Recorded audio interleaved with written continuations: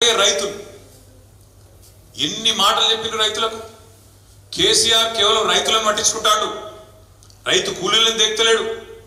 కేసీఆర్ భూస్వాములకే వత్తాసు పలుకుతున్నాడు, కౌలు రైతులను దేక్తలేడు.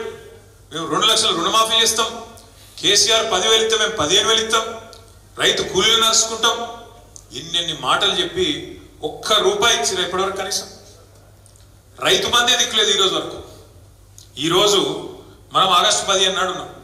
అదే కేసీఆర్ ప్రభుత్వం ఉన్నప్పుడు టెన్షన్గా జూలై నెలలో నాట్లు పడే టైం వరకు 7,600 కోట్లు టింగు టింగు టింగు మన ఫోన్ మోగుతుండే, 7,600 కోట్లు ఖాతాలో పడుతుండే. అదే ఇవాళ రేవంత్ రెడ్డి కాంగ్రెస్ ప్రభుత్వం రైతు బంధు ఎత్తగొట్టి రుణమాఫీ చేసామని బిల్డప్ ఇచ్చి ఇయ్యాలటి వరకు కొన్ని గమ్మత్ అనిపిస్తాయి చూస్తుంటే. వాళ్ళకి తెలుగు వస్తుందా రాదా, తెలుగు ఉందా లేదా అర్థం కాదు. ఏకకాలంలో రుణమాఫీ అన్నాడు. 15 ఆగస్టు వరకు చేయకపోతే లక్ష్మీ నరసింహస్వామి మీద అన్నాడు. మీ దగ్గర పెట్టుకున్నాడు ఏమన్నా? మీ దగ్గర కూడా ఏ దేవుని కాడిపోతే ఆ దేవుని కాడ కొట్లేసాడు. మరి అది ఏం తారీఖు? భద్రకాళి మీద ఒట్టేసిండా? సమ్మక్క సారక్క మీద ఒట్టు, భద్రకాళి మీద ఒట్టు, లక్ష్మీ నరసింహస్వామి మీద ఒట్టు. ఇలా 15 ఆగస్టేనా? 15 ఆగస్టు లోపల చేస్తా అన్నాడా? అయిందా మరి రుణమాఫీ? 2 లక్షల రుణమాఫీ 15 ఆగస్టు లోపల చేస్తా అన్నాడు. మరి ఇప్పుడు ఆ దేవుళ్ళ సంగతి ఏంటి? వాళ్ళంతా బాధపడాలి అంటే ఆఖరికి దేవుళ్ళ కూడా ఇచ్చిపెట్టాలి ఓట్ల కోసం. ఏ దేవుడు కనబడితే ఆ దేవుడి మీద ఒట్టేసి అవద్దని చెప్పిండు. ఇంకా సిగ్గు లేకుండా పెద్ద పెద్ద ప్రకటనలు పత్రికలలో రుణమాఫీ అయిపోయింది, జరిగిపోయింది. కానీ ఒక రైతులకే కాదు, కేంద్రంలో ఉన్న కాంగ్రెస్ వాళ్ళకి కూడా అర్థమైంది.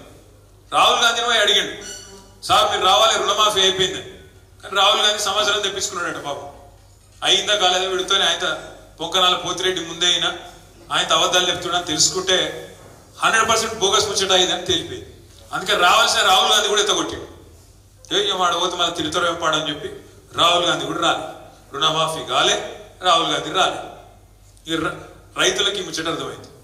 బోనస్ బోనస్ అని ఉదరగొట్టిరు, 500 బోనస్. ఏం రాసిండ్రల్లా? మీరు మేనిఫెస్టో చూసిరో లేదో? 2,183 MSP ఉన్నది, దాని మీదికెళ్ళి 500 కలుపుతాం, 2,683 రూపాయలు ఇస్తామని చెప్పాడు బోనస్. 2,183 ఏ వడ్లది? 2,183 ఏ వడ్లది? MSP దొడ్డుదేనా? మేనిఫెస్టోలోనేమో దొడ్డు వడ్లది పెడతాడు.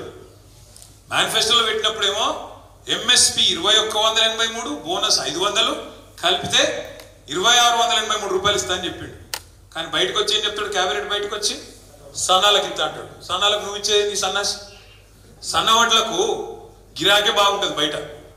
మామూలుగానే 10% మనోళ్ళు 10% వండిస్తారు కదా, అంతకంటే ఎక్కువ వండించారు మన దగ్గర.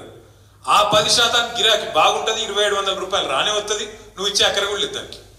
ఎందుకంటే సన్నాలకు MSP ఏమో 2,203 రూపాయలు, దొడ్డు మీద ఇంకో 20 రూపాయలు ఎక్కువ ఉంటుంది.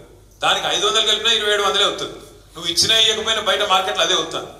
అందుకే తెలివిగా ఏం చెప్పిండు పెద్దలు? ఒక సామెత చెప్తారు, గాలికి పోయే పేలపిండి కృష్ణార్పణం అంటారు. అంటే అర్థమైందా? ఒక పంతులు ఉంటాడు, పూజ చేస్తాడు కృష్ణునికి.